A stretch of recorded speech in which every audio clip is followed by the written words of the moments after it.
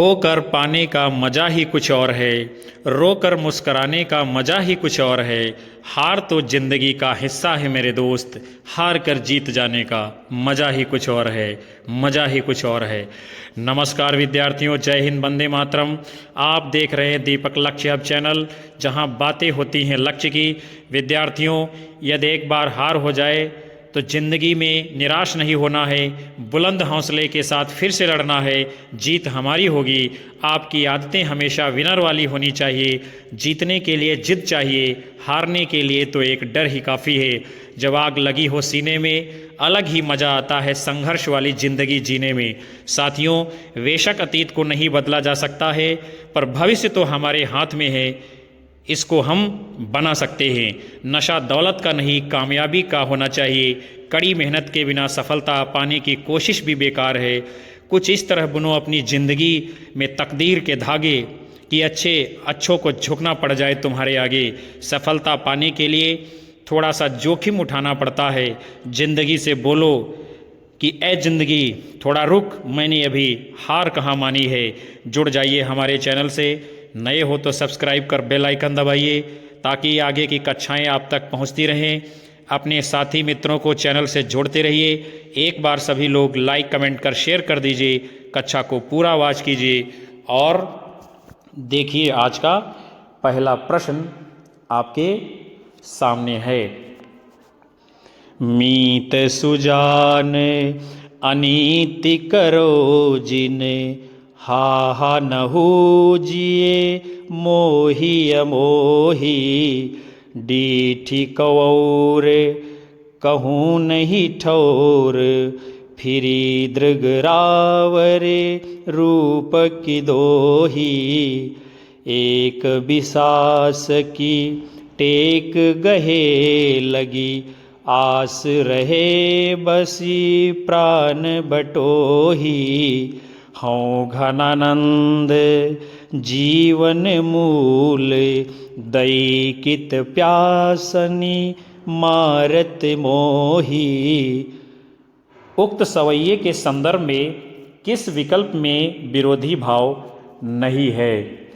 मीत, अनीत, मोही, अमोही, जीवन मूल, प्यासनी, डीठी, ठौर। तो इनमें से जो विरोधी भाव वाली बात नहीं है वो है आपकी विकल्प डी, डीठ, ठौर। लेकिन इसका अर्थ क्या है? घनानंद जी इस सवैये में बताते हैं अपनी प्रेयसी यानी कि प्रेमिका सुजान से कि हे मित्र सुजान, ये आप अनीत कर रही हो। मैं तुमसे सच्चा प्रेम करता हूँ और आपके मन में मेरे लिए थोड़ी भी दया यानी कि मोह नहीं है। और मेरी डीठ यानी कि नज़र ऐसी है जिसको कहीं दूसरी जगह स्थान नहीं है, घूम फिर करके वो तुम्हारे ऊपर टिक जाती है। और मैंने क्या किया है, आपके ऊपर विश्वास किया था, आपकी बातों के ऊपर विश्वास किया था, जैसे कोई बटोही यानी पथिक होता है। और घनानंद जी बताते हैं कि तुम हमारे जीवन की मूल हो, इसलिए मुझको जो है प्यासा मारने में तुमको तनिक भी दया नहीं आती है। आगे बढ़ेंगे। कवि घनानंद के इस छंद में सुजान के भावनात्मक अत्याचारों का कड़ा विरोध किया गया है। घनानंद जी की जो प्रमुख रचनाएं हैं, सुजान सागर, इश्क लता, विरह लीला, वियोग वेल, कोकसार, कृपाकंद, रसकीलवल्ली, यमुना यश इत्यादि। विरह लीला और इश्क लता फारसी के छंद में लिखे गए ग्रंथ हैं और घनानंद जी का प्रमुख अलंकार विरोधाभास है। भारतेंदु हरिश्चंद्र ने घनानंद जी की रचनाओं का संग्रह सुंदरी तिलक नाम से प्रकाशित कराया था। ब्रजनाथ जी ने घनानंद जी की रचनाओं का सर्वप्रथम संकलन किया है और घनानंद जी रीत काल के अंतर्गत रीत मुक्त काव्यधारा में आने वाले प्रतिनिधि कवि हैं। और आलम बोधा ठाकुर दुजदेव ये लोग भी रीत मुक्त काव्यधारा के अंतर्गत आते हैं। आपका प्रश्न है, यह निःसंकोच कहा जा सकता है कि भाषा पर जैसा अचूक अधिकार इनका था वैसा और किसी कवि का नहीं। रामचंद्र शुक्ल का ये कथन किस कवि के संबंध में है? कबीरदास, तुलसीदास, भारतेंद्र हरिश्चंद्र, घनानंद। तो ये कथन जो है शुक्ल जी का घनानंद के बारे में है कि ये निसंकोच कहा जा सकता है कि भाषा पर जैसा अचूक अधिकार इनका था वैसा और किसी कवि का नहीं है। ये बात जो है आचार्य रामचंद्र शुक्ल अपने हिंदी साहित्य का इतिहास में लिखते हैं। आपका प्रश्न है, भाषा की समास शक्ति और कल्पना की समाहार शक्ति का सर्वाधिक उपयोग किस कवि ने किया है? बिहारी, चिंतामणि, भूषण, घनानंद। तो भाषा की समास शक्ति और कल्पना की समाहार शक्ति का सर्वाधिक उपयोग जो है बिहारी जी ने किया है। बिहारी ने 719 दोहों का एक ग्रंथ लिखा है जिसका नाम क्या है? बिहारी सतसई। जबकि चिंतामणि और भूषण ये दोनों लोग रीतिमुक्त काव्यधारा में नहीं आते हैं बल्कि ये रीतिबद्ध कवियों में गिने जाते हैं। और घनानंद जी की गणना जो है रीतिमुक्त कवियों में होती है और बिहारी ये रीत सिद्ध काव्यधारा के अंतर्गत आने वाले कवि हैं। फिर आपका जो है प्रश्न है, इनमें से कौन सा जोड़ा सही है उसको आपको मिलान करना है।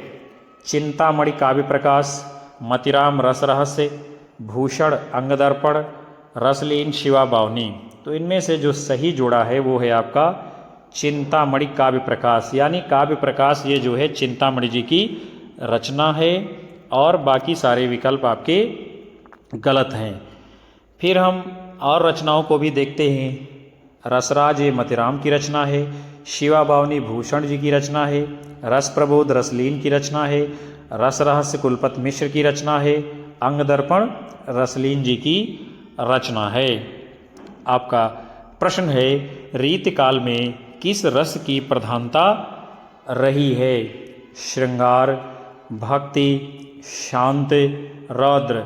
तो विद्यार्थियों पूरे रीतकाल में जो है श्रृंगार रस की प्रधानता पाई गई है। आचार्य विश्वनाथ प्रसाद ने तो इसी विशेषता को ध्यान में रखते हुए क्या रीतकाल को श्रृंगार काल कहा है। इस काल में रस एवं उसके विविध अवयवों का निरूपण, नायक नायिका भेद इत्यादि का भी वर्णन किया गया है और लक्षण ग्रंथों की रचना होती रही है। आपका प्रश्न है, इनमें से कौन सी कृति केशवदास जी की नहीं है? रामचंद्रिका, रसिक प्रिया, अनेकार्थ मंजरी, विज्ञान गीता। तो इनमें से अनेकार्थ मंजरी जो रचना है ये केशवदास जी की नहीं है बल्कि ये रचना किसकी है? नंददास जी की। नंददास जी की अन्य रचनाएं हैं रसमंजरी, दशम स्कंद भाषा, श्याम सगाई, गोवर्धन लीला, सुदामा चरित, विरह मंजरी, रूप मंजरी, रुक्मिणी पंगल, रास पंचाध्यायी, भंवर गीत, सिद्धांत पंचाध्यायी इत्यादि। केशवदास जी की प्रमुख रचनाएं कौन कौन सी हैं? रसिक प्रिया, रामचंद्रिका, कवि प्रिया, रतन बावनी, वीर सिंह देवचरित, विज्ञान गीता, जहांगीर जस चंद्रिका, नक्शिक, छंदमाला इत्यादि। आपका प्रश्न है, केशवदास को किस वर्ग में रखना समीचीन होगा? रीतिबद्ध कवि, रीतिमुक्त कवि, रीत सिद्ध कवि, स्वच्छंदतावादी कवि। तो केशवदास किस वर्ग में आने वाले कवि हैं? रीतिबद्ध कवियों में गिने जाते हैं। डॉक्टर नगेंद्र ने रचनाकार व्यक्तित्व की समृद्धि की दृष्टि से केशवदास को रीतिकाल का प्रवर्तक माना है और केशवदास जी का जीवन काल 1555 से 1617 ईस्वी माना जाता है। आचार्य विश्वनाथ प्रसाद मिश्र ने अपने ग्रंथ हिंदी साहित्य का अतीत में रीतिकाल को श्रृंगार काल की संज्ञा दी है। क्या नाम दिया है? श्रृंगार काल। किसने? विश्वनाथ प्रसाद मिश्र जी ने। आपका प्रश्न है, शिवा बावनी के रचयिता का नाम क्या है? जसवंत सिंह, केशव, भूषण, पद्माकर। तो शिवा बावनी ये भूषण कवि की रचना है। और शिवा बावनी के रचयिता रीत काल में यानी वीर रस में रचना करने वाले एकमात्र कवि कौन है? भूषण। और चित्रकूट के सोलंकी राजा रुद्र ने इन्हें कवि भूषण की उपाधि से सम्मानित किया था। आचार्य रामचंद्र शुक्ल ने कहा है कि वे हिंदू जाति के प्रतिनिधि कवि हैं। कौन? भूषण जी। इनकी जो प्रमुख रचनाएं हैं, शिवराज भूषण 1773 ईस्वी में लिखी गई, शिवा बावनी, छत्रसाल दशक आदि।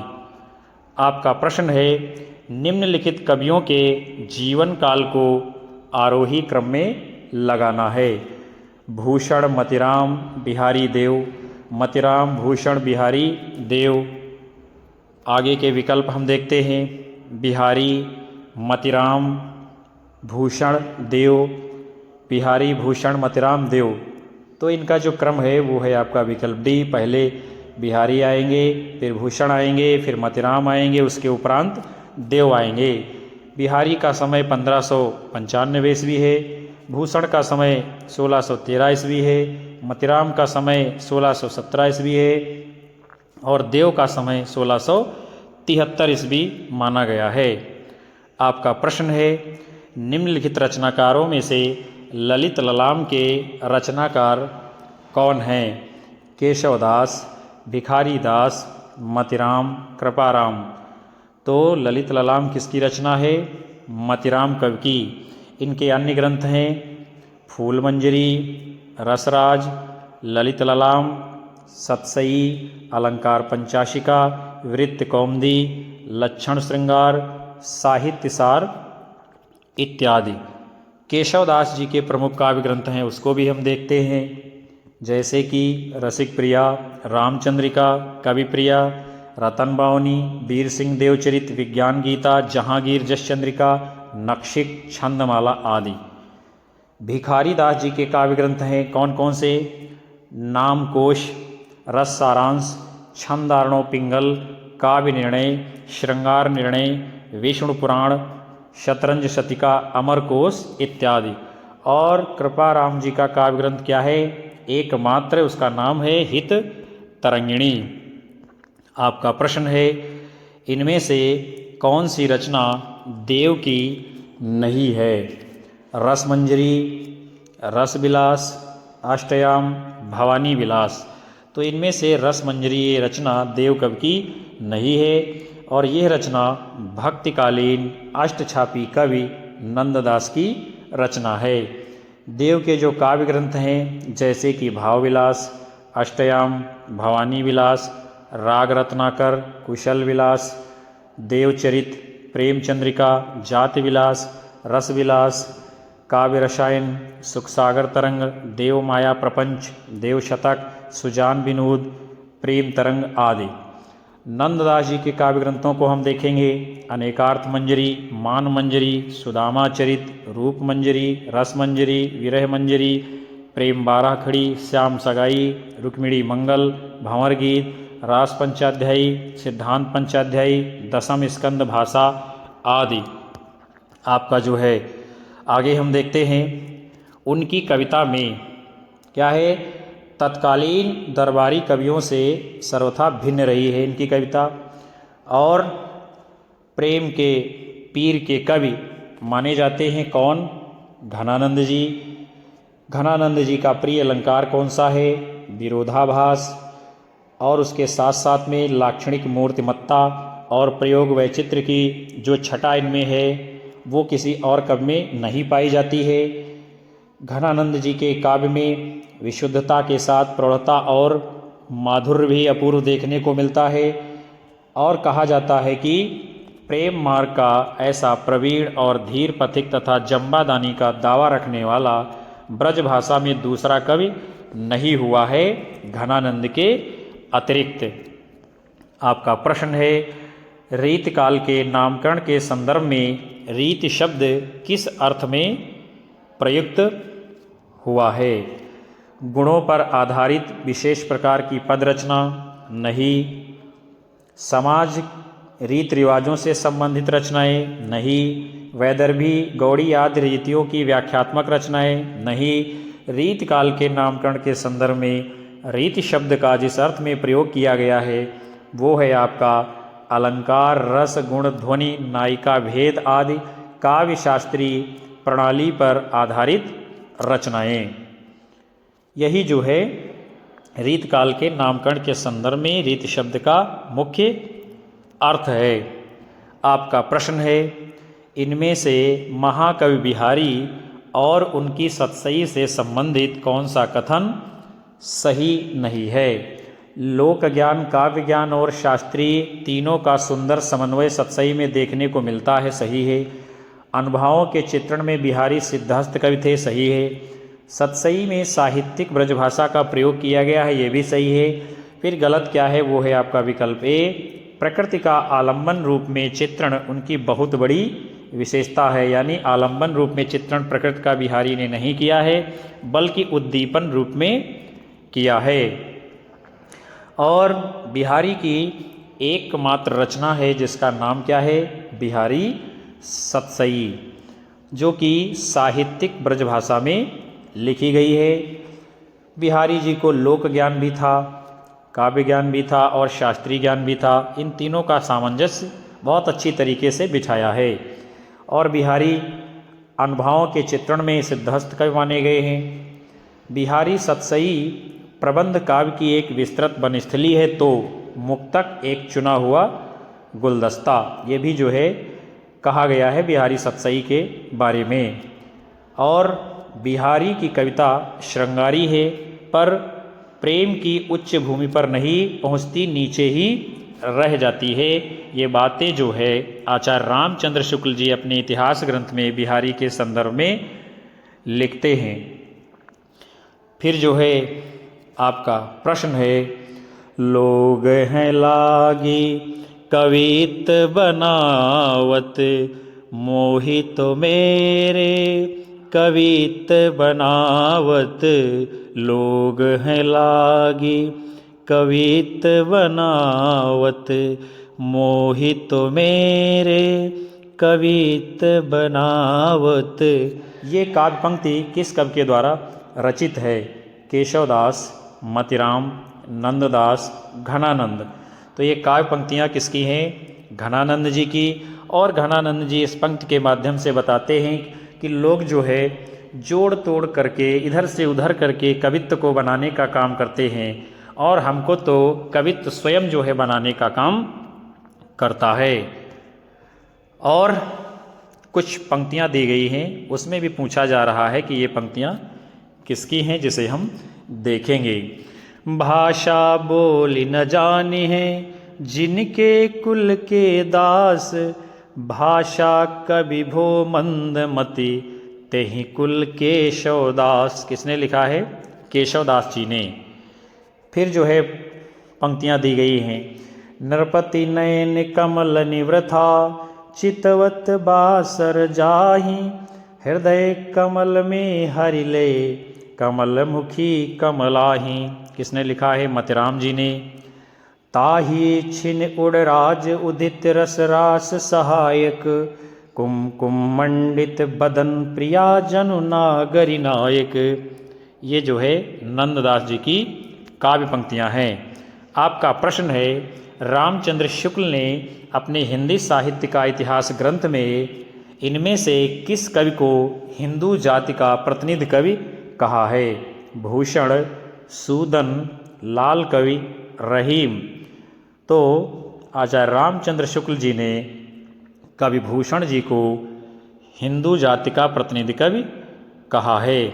भूषण जी की प्रमुख रचनाएं हैं जो शिवराज भूषण, शिवा बावनी, छत्रसाल दशक इत्यादि। आपका प्रश्न है, निम्नलिखित लक्षण ग्रंथों को उनके रचनाकारों से सुमेलित कीजिए और दिए गए कूट से आपको उत्तर चयन करना है। तो हम देखते हैं जो है कौन सी रचना किसकी है। भाषा भूषण ये जसवंत सिंह की रचना है। ललित ललाम ये मतिराम जी की रचना है। काव्य निर्णय भिखारी दास की रचना है। और जगत विनोद ये पद्माकर जी की रचना है। इस प्रकार जो आपका सही कूट होगा वो होगा विकल्प डी, यही आपका सही उत्तर है। आगे बढ़ेंगे हम। आपका प्रश्न है, ये ब्रजभाषा के मतिराम जैसे कवियों के समकक्ष हैं और कहीं कहीं तो भाषा और भाव के माधुर्य में पद्माकर तक से टक्कर लेते हैं। आचार्य शुक्ल ने ये जो है बात किस कवि के लिए कही है? बेनी प्रवीण, बोधा, ग्वाल कवि, भूषण। तो ये बात जो है आचार्य रामचंद्र शुक्ल जी ने बेनी प्रवीण कवि के बारे में कही है। और बेनी प्रवीण की जो प्रमुख रचनाएं हैं उसको हम देख लेते हैं। श्रृंगार भूषण, नवरस तथा नानाराव प्रकाश। और ये जो नानाराव प्रकाश ग्रंथ है अलंकार ग्रंथ, कवि प्रिया जो केशवदास की रचना है उसी की तरंग के ढंग पर इसको लिखा गया है। आपका जो है अगला प्रश्न है, इनकी सी विशुद्ध सरस और शक्तिशालिनी ब्रजभाषा लिखने में और कोई कवि समर्थ नहीं हुआ है। विशुद्धता के साथ प्रौढ़ता और माधुर्य भी अपूर्व हुआ है। ये वियोग श्रृंगार के प्रधान मुक्तक कवि हैं। आचार्य रामचंद्र शुक्ल जी ने ये कथन किस कवि के विषय में लिखा है? देव, पद्माकर, घनानंद, आलम। तो ये कथन जो है शुक्ल जी ने घनानंद जी के बारे में लिखा है। अगला आपका प्रश्न है, देव माने जाते हैं यानी किस प्रकार के आचार्य हैं ये? रसवादी आचार्य, अलंकारवादी आचार्य, रीतिवादी आचार्य, वक्रोक्तिवादी आचार्य। तो देव कवि को रसवादी आचार्य माना गया है। इनका वास्तविक नाम देवदत्त है और इटावा के निवासी थे। इनके कुल जो है 72 ग्रंथ बताए गए हैं, जिनमें प्रमुख कौन कौन से हैं? भाव विलास, भवानी विलास, अष्टयाम, रस विलास, प्रेम चंद्रिका, राग रत्नाकर, सुजान विनोद, शिवाष्टक, आत्मदर्शन पचीसी इत्यादि। और हस्तलिखित ग्रंथ प्रेम तरंग, कुशल विलास, जाति विलास, देवचरित्र, देवमाया प्रपंच इत्यादि माने गए हैं। आपका प्रश्न है, बिहारी को किस श्रेणी के रीत कवियों में माना जाता है? रीति मुक्त कवि, रीतिबद्ध कवि, रीति सिद्ध कवि, रीत्य क्रमित कवि। तो बिहारी जो है रीति सिद्ध कवियों की श्रेणी में आते हैं। बिहारी लाल का जन्म 1595 ईस्वी में बसुआ, गोविंदपुर, ग्वालियर, मध्य प्रदेश में हुआ था। बिहारी के पिता राज दरबार में रहते थे। बिहारी की लोकप्रियता का जो कारण है उनका मुक्तक काव्य। जॉर्ज ग्रियर्सन ने मुक्तक काव्य की प्रशंसा में कहा था कि भारतीय काव्यानंद का सम्यक रूप में भी प्रस्फुटन हुआ है तो उसके मुक्तक काव्य में ही हुआ है। आगे बढ़ते हैं। प्रश्न है आपका, निम्नलिखित रचनाओं को और रचनाकारों में जो सही विकल्प है उसको आपको चयनित करना है। चलिए हम देखते हैं इनमें से कौन सा सही है। कर्णाभरण, याकूब खां गलत है। और रतन हजारा, कुलपति ये भी गलत है। रस रहस्य मतिराम ये भी गलत है। सही कौन सा है? भाषा भूषण, ये जसवंत सिंह जी की रचना है। और ये जो ग्रंथ हैं किसके हैं इसको हम देखते हैं। कर्णाभरण ये कर्णेश कवि की रचना है। रतन हजारा रसनिधि यानी पृथ्वी सिंह की रचना है। रस रहस्य कुलपति मिश्र की रचना है। रसभूषण याकूब खां की रचना है। ललित ललाम ये मतिराम जी की रचना है। फिर जो है आपका प्रश्न है, इससे इस काल को रस के विचार से कोई श्रृंगार काल कहे तो कह सकता है। रीति काल के लिए यह कथन किसका है? विश्वनाथ प्रसाद मिश्र, रामचंद्र शुक्ल, कृष्ण बिहारी मिश्र, मिश्र बंधु, जॉर्ज ग्रियर्सन। तो ये कथन रीत काल के संदर्भ में आचार्य रामचंद्र शुक्ल जी ने दिया है और लिखते हैं कि इससे इस काल को रस के विचार से कोई श्रृंगार काल कहे तो कह सकता है। ये बहुत ही महत्वपूर्ण बात जो है शुक्ल जी बताते हैं। और रीतकाल को रीतकाल आचार्य रामचंद्र शुक्ल जी ने कहा है। रीतकाल को अलंकृत काल मिश्र बंधुओं ने कहा है। रीतकाल को रीति काव्य जॉर्ज ग्रियर्सन ने कहा है। रीतकाल को श्रृंगार काल नाम विश्वनाथ प्रसाद मिश्र जी ने दिया है। आपका प्रश्न है, पंक्तियाँ दी गई हैं और पूछा जा रहा है कि उपर्युक्त पंक्तियों में किसे संबोधित किया गया है। पर कारज देह को धारे फिरों, पर जन्य जथारथ हुई दरसो, निधि नीर सुधा के समान करो, सब ही विधि सुंदरता सरसो, घनानंद जीवन दायक हो, कबो मोर्यो पी रहिए परसो, कबो मोर्यो पी रहिए परसो। किसको संबोधित किया गया है?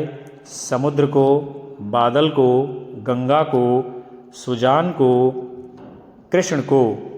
तो इन काव्य पंक्तियों में बादल को संबोधित किया गया है।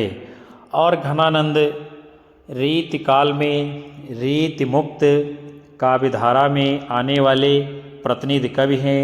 इनकी जो प्रमुख रचनाएं हैं, सुजान सागर, इश्कलता, विरह लीला, वियोग वेल, कोकसार, कृपाकंद, रसकेलिवल्ली, यमुना यश इत्यादि। और इनकी जो विरह लीला रचना है ब्रजभाषा में है और उसमें जो है फारसी छंद का प्रयोग किया गया है। आपका प्रश्न है, रीतिकाल में वीर काव्य लिखने के लिए सर्वाधिक प्रसिद्धि किसे मिली है?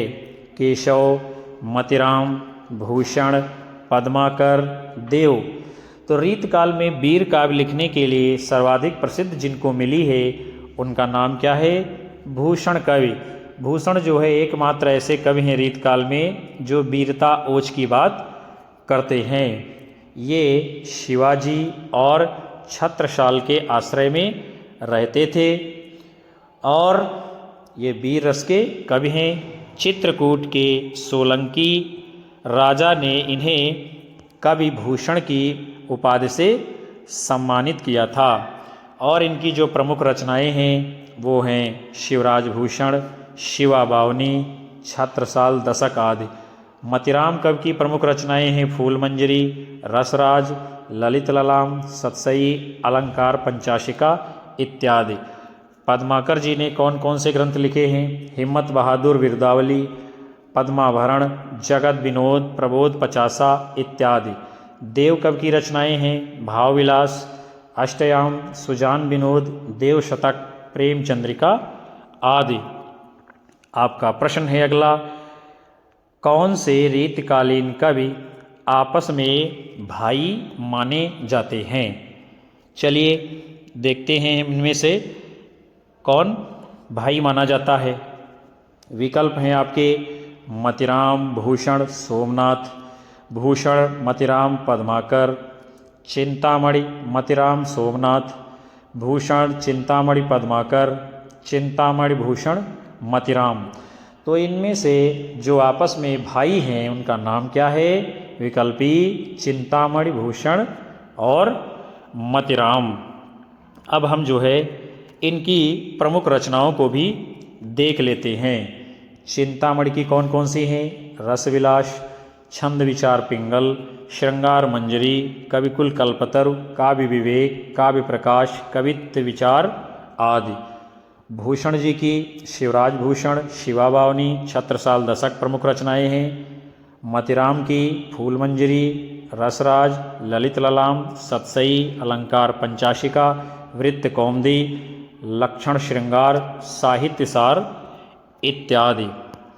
आपका अगला प्रश्न है, निम्नलिखित में से कौन सी रचना और रचनाकार की दृष्टि से सही नहीं है? कविकुल कंठाभरण, दूल्हा, ये सही है। रस सारांश भिखारी दास की रचना है, ये भी सही है। रस रहस्य कुलपत मिश्र की रचना है, ये भी सही है। फिर गलत कौन सा है? श्रृंगार सागर आलम, ये जो है आलम कवि की रचना नहीं है और यही गलत है। रचनाकार और रचनाएं। श्रृंगार सागर किसकी है? मोहनलाल मिश्र की। कविकुल कंठाभरण दूल्हा कवि की रचना है। रस सारांश भिखारी दास की रचना है। रस रहस्य कुलपत मिश्र की रचना है। और माधवा नल काम कंदला ये आलम कवि की रचना है। आपका प्रश्न है, निम्नलिखित रचनाकारों को उनकी रचनाओं के साथ में आपको सुमेलित करना है। एक तरफ जो है रचनाएं दी गई हैं और दूसरी तरफ उनके रचनाकार हैं। चलिए हम देखते हैं। जैसे कि कविकुल कल्पतरु, ये रचना किसकी है? चिंतामणि की। ललित ललाम किसकी है? मतिराम कवि की। शिवा बावनी किसकी है? भूषण की। और काव्य निर्णय किसकी है? भिखारी दास जी की। इस प्रकार जो है हम देखते हैं इसका कूट कौन सा सही होगा, वो है आपका विकल्प बी सही उत्तर। फिर जो है हम आगे बढ़ते हैं। आपका प्रश्न है, रीत मुक्त कवियों के संदर्भ में इनमें से कौन सा कथन गलत है, उसको आपको खोजना है। रीत मुक्त कवियों के प्रेम वर्णन में विरह व्यथा प्रधान है, ये बात सही है। रीत मुक्त कवियों में रीतिबद्ध कवियों जैसी इंद्रिय वासना नहीं है, ये भी सही है। रीत मुक्त काव्य में कवियों की प्रेमानुभूति को आत्माभिव्यक्ति की शैली में स्थान प्राप्त हुआ है, ये भी कथन सत्य है। फिर गलत क्या है? विकल्प बी, रीति मुक्त कवियों ने प्राचीन काव्य परंपरा को बड़ी गहराई से ग्रहण किया है, यानी प्राचीन काव्य परंपरा को ग्रहण नहीं किया है, इसीलिए क्या है ये बात आपकी गलत है। फिर आपका जो है अगला प्रश्न है, रीत काल के कवि रसलीन का लिखा ग्रंथ इनमें से कौन सा है? अंगदर्पण, यमुना लहरी, रस रत्नाकर, ब्रजविलास। तो इनमें से जो रसलीन का ग्रंथ है उसका नाम क्या है? अंग दर्पण। और इसको जो है 1737 ईस्वी में लिखा गया था। इनकी एक दूसरी रचना है जिसका नाम है रस प्रबोध, और ये 1741 ईस्वी में लिखी गई है, जिसमें 1155 दोहों में रसों का वर्णन किया गया है। यमुना लहरी किसकी रचना है? ग्वाल कवि की। इनकी अन्य जो रचनाएं हैं, रसिकानंद, रस रंग, कृष्ण जू को नक्शिक, षड ऋतु वर्णन आदि। रस रत्नाकर सुखदेव मिश्र की रचना है।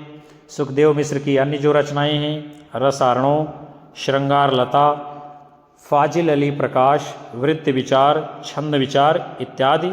और ब्रजविलास के रचनाकार कौन हैं? ब्रजवासी दास जी। आपका अगला प्रश्न है, इनमें से कवि देव का लिखा ग्रंथ कौन सा नहीं है?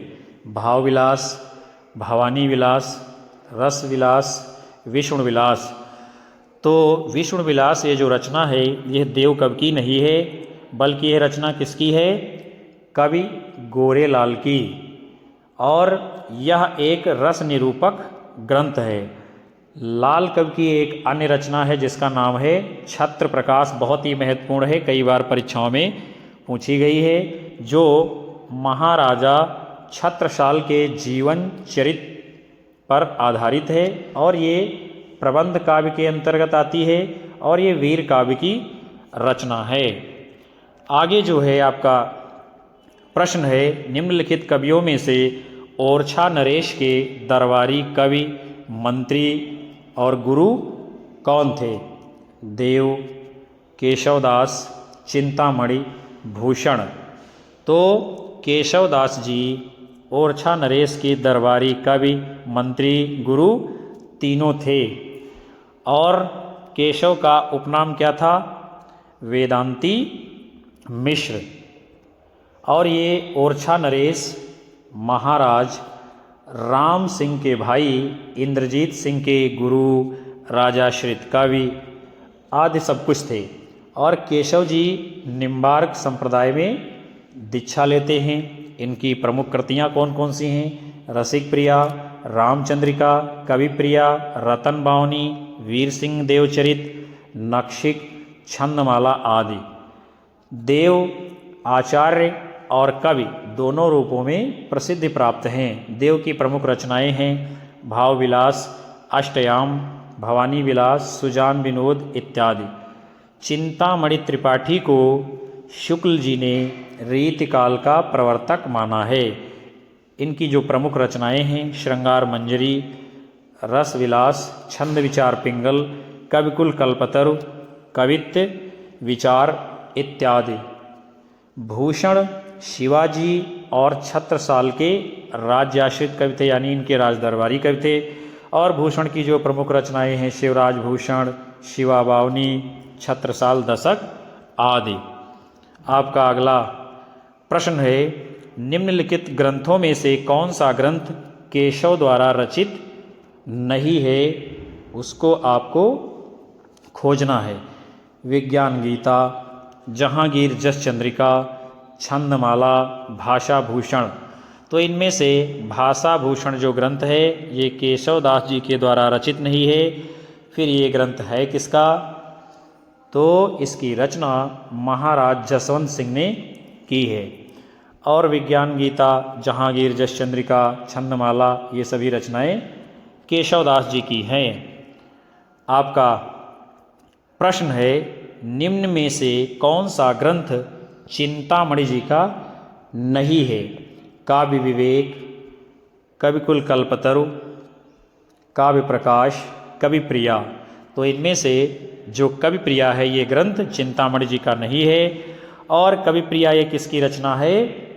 केशव दास जी की।